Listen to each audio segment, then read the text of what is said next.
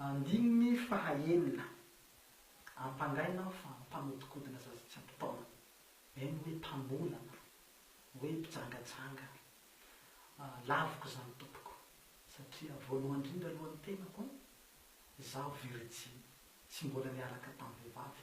Hitanareo foana ireny zavatra avoaka gazety ireny hoe zaho tsy mbola niaraka tamin'ny vehivavy hatramin'izay, ary zao hitanao io tsy mila vehivavy. Sao dia nareo mieritreritra hoe hangatako vady ny tatandraza. Zaho zay mba hanambady, zaho manokana tsy mila vehivavy satria zaho mbola tsy te hanambady.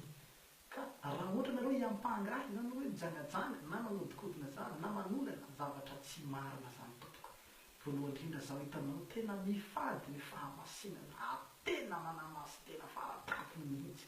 Zaho zany tena tsy mijangajanga zany ary tsy manodikodina olo. Resaka sipa zany zaho tsy manao an'izany zao, ary tsy hanao an'izay mihitsy mandrakizay.